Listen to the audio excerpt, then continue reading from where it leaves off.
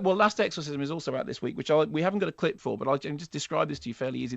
This is produced by Eli Roth, who blotted his copybook hideously by starting out making very interesting Cabin Fever and then downshifting into what is commonly referred to as torture porn with the Hostel movies. So the story with Last Exorcism is it's a mockumentary in which a guy who has performed a number of exorcisms is taking part in a documentary in which he says, look, I've done loads and loads of exorcisms, and I've realised over the years that the whole thing is bunkum, and it's all basically it's ooga booga, and it's all an act, and come with me now as I perform one last exorcism to show you how the whole thing is an act. He then gets called off to a very remote farmhouse where there is a teenage girl whose family believe that she is possessed by the devil, and he says, okay, I'm going to perform an exorcism, I'm going to show you how I'm going to do these tricks, and he hides little buzzers under the bed, and he has little speakers that make the demonic noises. But as he starts confronting the exorcism, he starts realizing that things are happening that are nothing to do with him, and he starts to wonder whether in fact the girl might actually be possessed. Now, the mockumentary format has clearly,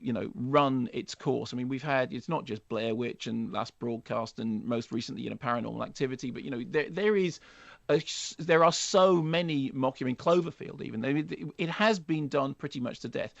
In its defense, Last Exorcism actually does it pretty well for a certain amount of the time, and there are moments in it in which, largely due to the central performance by the young girl who plays the possessee, the possessed, pardon me. It's a very physical performance, and it's quite gripping, and there are moments in it that are creepy, and there are moments in it that are a bit like, oh, and for a long time I thought, actually, they're doing something right here. They've got the idea. They've watched Requiem, for example, that German movie starring Sandra Hüller, which is fantastic, which is based on the real life case of Anneliese Michel.